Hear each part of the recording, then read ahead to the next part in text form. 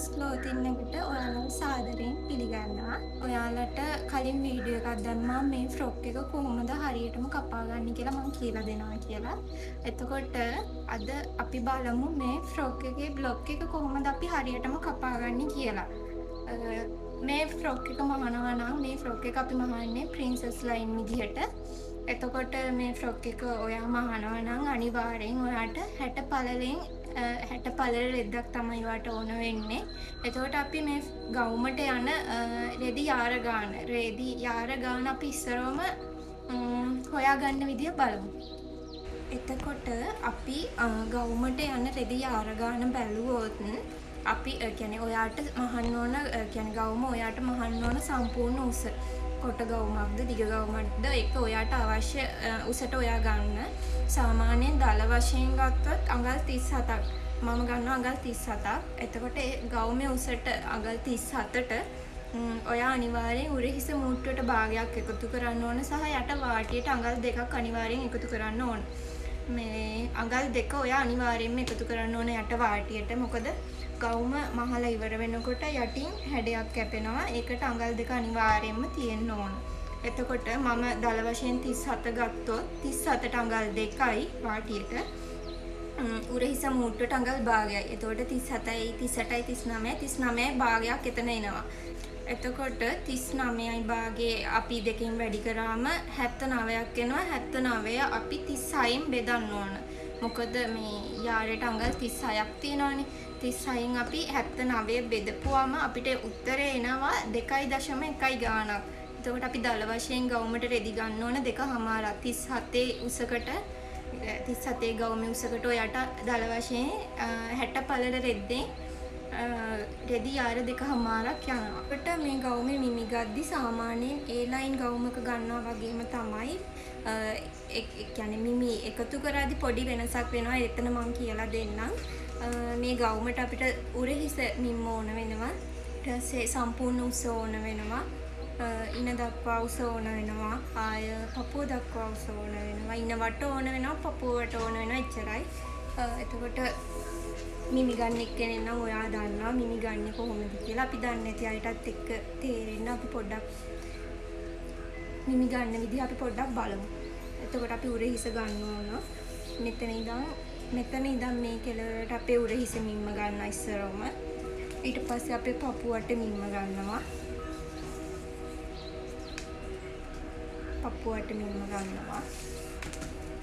එතකොට ඉන දක්වා උස ගන්න උරහිසේ ඉඳන් අපි මෙතෙන්ට අපිට අවශ්‍ය ඉන ගන්න. ඉන දක්වා උස මෙතෙන්ට ගන්නවා. ආයි පපුව දක්වා උස ගද්දි අපි උරහිසේ ඉඳන් මේ පොයින්ට් එකට උස මැන ගන්න ඕන. පපුව දක්වා උස.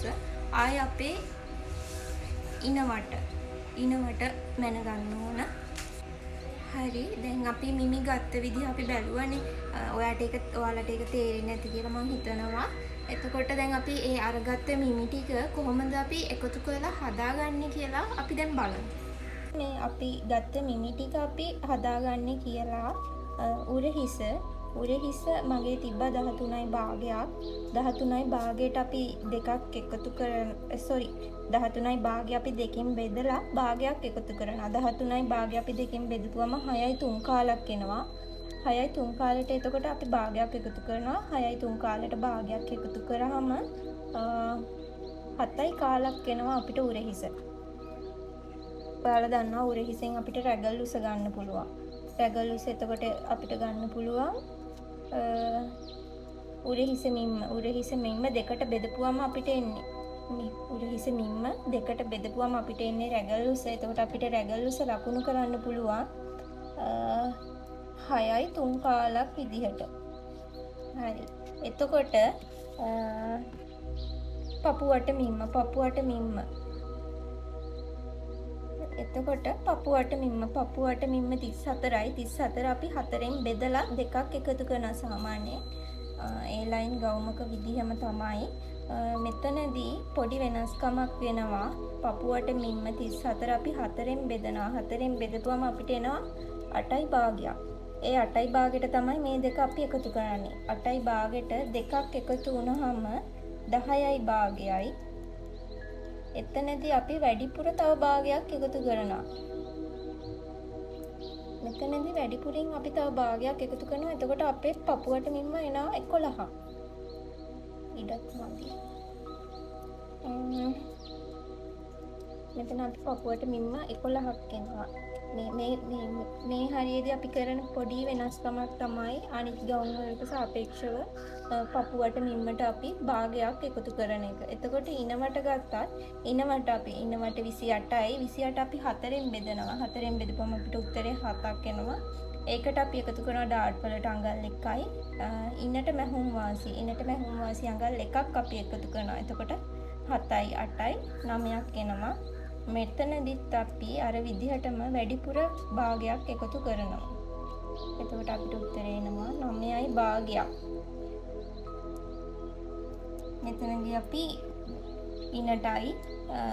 පපුවටටයි ඉනටයි වැඩිපුර අපි භාග ගාන එකතු කරනවා මේ ගවුම මහනකොට. ඊළඟට පපුව දක්වා උසට සාමාන්‍ය විදිහටම අපි භාගයක් එකතු කරනවා 10යි භාගයයි. එතකොට ඉන දක්වා උසටත් අපි භාගයක් එකතු කරනවා 14යි භාගයයි. සම්පූර්ණ උස මුලදීම මම හදාගන්න විදිය කිව්වා 37ට 2යි වැඩිපුර 37ට 2යි උරහිසට මූට්ටුවට භාගිකුත් අපි එකතු කරනවා. එතකොට 39යි භාගයයි. උත්තරේ 39යි භාගය. සම්පූර්ණ උස 39යි භාගයක් එනවා. අත දිගට අත වටට අපි එකක් එකතු කරන ඉලස්ටියක් දාන්න නමලා මහන්න අඟල් 1යි. උරහිස මූට්ටුවට භාගිකුයි. එතකොට 20යි 21යි භාගයයි. අපේ මිමි ටික හදාගෙන ඉවරයි. දැන් අපි බලමු මේ මිමි ටිකට අදාළව අපි බ්ලොක් එක කොහොමද කොලේ ඇඳගෙන කපා ගන්න කියන එක. මම බ්ලොක් එක කපද්දී ටේප් එකේ යාර පැත්තෙන් නැතුව මම මේ පැත්තෙන් අඳින්නේ. මේ ඔයාලට ඇඳලා පෙන්නන්න විතරයි. මේ පොඩි කොලයක මම ඇඳලා පෙන්නන්නම් කොහොමද හරියටම බ්ලොක් එක අපි අඳින්නේ කියලා.